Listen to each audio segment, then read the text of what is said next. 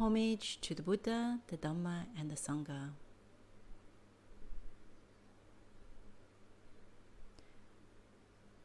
There's a lot of Dhamma, deep Dhamma, that the Buddha has taught us. And sometimes it can feel difficult to penetrate, difficult to understand, difficult to practice, difficult to change the way that we practice if we've been practicing another way.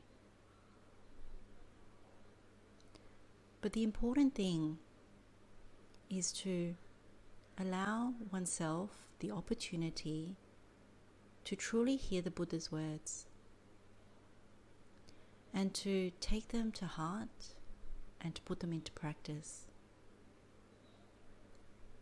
It's okay if we don't understand the deep Dhammas, because it takes time. It takes time even when we develop insight, not to grasp onto the insight and go for a race with it.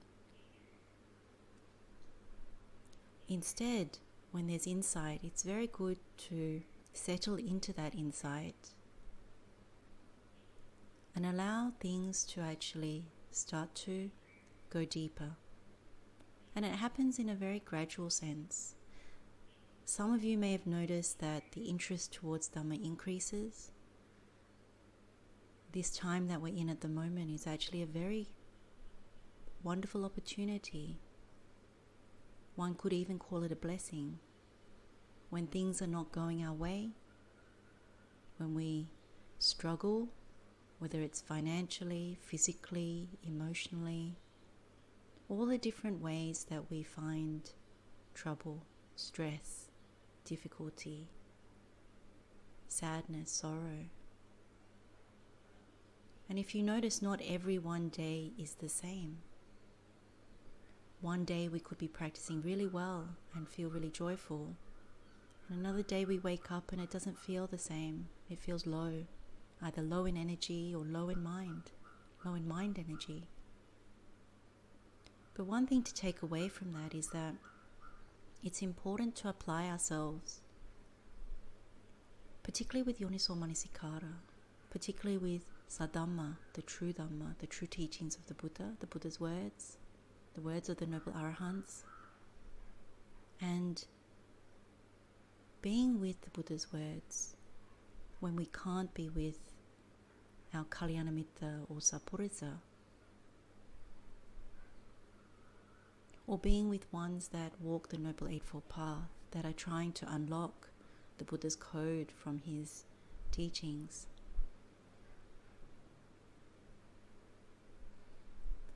When sadness, stress, sorrow, grief, and all the lamenting in the mind, when it comes to the forefront of the mind, think of it as part of the reason or part of the effect, the fruit of being born. The Buddha teaches us that everything is dependently originated, and we may not fully understand what that means. There are meditations that we went through recently that help us to start to unlock that. And we all have this ignorance that things are permanent, that we can find long-lasting happiness, that there is beauty that we want to grab onto in the world, and it will make us happy, and we can control all our conditions, and it's worth taking as me and mine. But when you start to peel away, and particularly so when you remove the concrete bunker of ignorance, we never fully remove ignorance, because that's only when you reach arahantship that there is no more ignorance, because we uproot the taints, the deep defilements. But up until that point there's still ignorance, but we almost like chip away at it. So it's always important to try and understand what the Buddha says, that this whole mass of suffering is everything that we feel.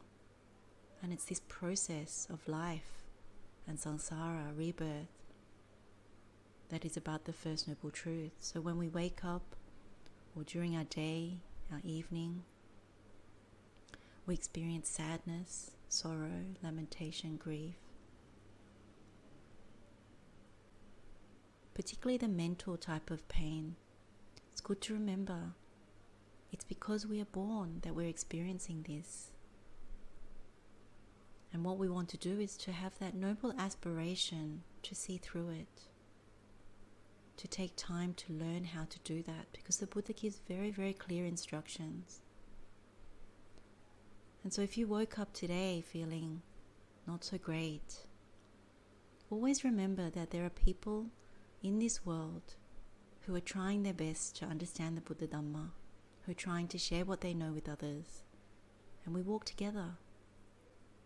We encourage each other when each of us veers off the path, doesn't feel energetic towards the path, feels the ripening of certain karma at times. That's why Kalyanamitta, Sappurisa, the good people, the people with good qualities, that's why they're so important. And aside from that fact, they're also very good because they tell you when you're doing something wrong, when there's something that needs to be corrected, and where to redirect the mind. These first three aspects are so very important. Really hearing the words of the Buddha, being around people that are practicing the Noble Eightfold Path, that are unlocking the Buddha's code, who are obedient and suvacha, willing to listen, willing to follow the specific instructions of the Buddha, take no other teacher other than the Buddha, and therefore know how to direct the mind, teach how to direct the mind. Lingering too long in emotions such as sadness, mental pain, anguish, sadness, sorrow, grief, despair, lingering too long in the wrong topics, the wrong subjects, they're to be abandoned. Always remember that. Don't linger too long because it's akusala. And what happens is the mind just expands in those areas. Come back to the truth. Come back to the wise words. Sometimes it only takes one statement, one thing that you remember of the Buddha, the Dhamma and the Sangha. Or do acts of generosity, or remember acts of generosity to lift the mind. Don't allow the mind to linger. Don't allow the mind to linger in unwholesome places. And even better, cultivate the wholesome. Cultivate metta, karaniya metta sutta. Cultivate any of the meditations that lift you away, if it's possible. Lifting the mind, having the radiance in the mind, the luminosity in the mind, is helpful not just for ourselves, but for everybody else. At the moment, we are in and out of restrictions, lockdowns, things that what the Buddha would call united with what is displeasing, and we are separated from everything that is pleasing, or most of what is pleasing to us. Our loved ones, our freedom, being able to go to offer dana, being able to see noble ones, people who are practicing, all kinds of things like that. But it's good to acknowledge where we're at. It's a blessing actually that we have these difficult conditions, because when the conditions are all good, it's harder to see because we're distracted, we're busy, we're imbued in the world. And so we don't see things like the 5 aggregates that we cling to for what they are.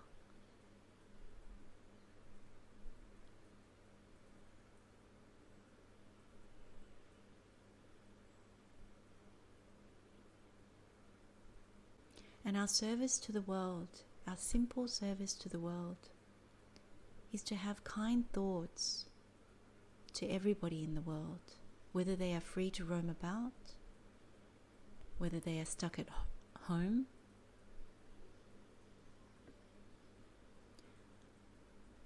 and all the other myriads of situations that the world is facing.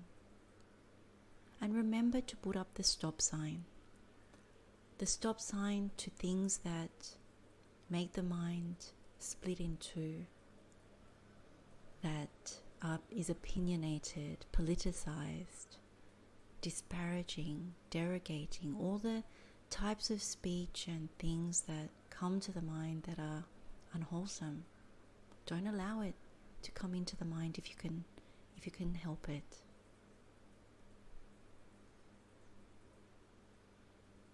What pulls us out of a calm mind, a settled mind, are all the things that want us to be split, to hold different positions and to clash with one another. So the encouragement is to not fall for these things. Rise above the pettiness. And where you can, if it's possible, to help your neighbors, family members, friends. If it's physically possible, mentally possible, then do so. One often feels better when you help another person. Even if they don't ask for it, even if they don't thank you, even if they don't acknowledge it.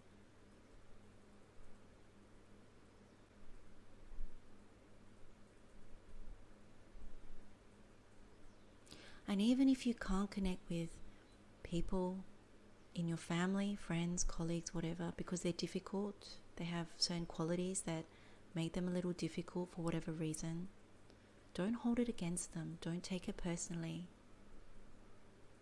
It's almost like looking at it from, there are 5 aggregates of clinging right here, that's what we do, and there are 5 aggregates of clinging over there, that's what they do. But we are all subject to this dependent origination, and when we birth another body, or this body, then we are subject to all these things out of ignorance. So we can forgive, and we cannot take things personally. That's the thing that we can do.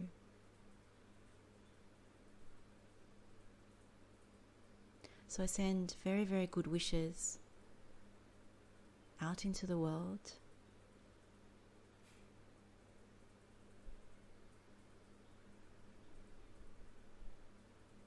Send kind thoughts to everybody out in the world.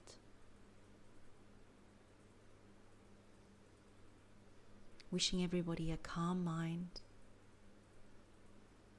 an easeful existence.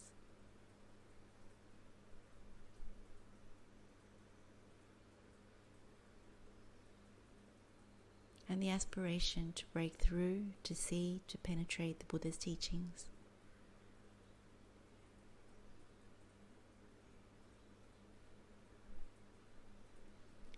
Wishing you all well.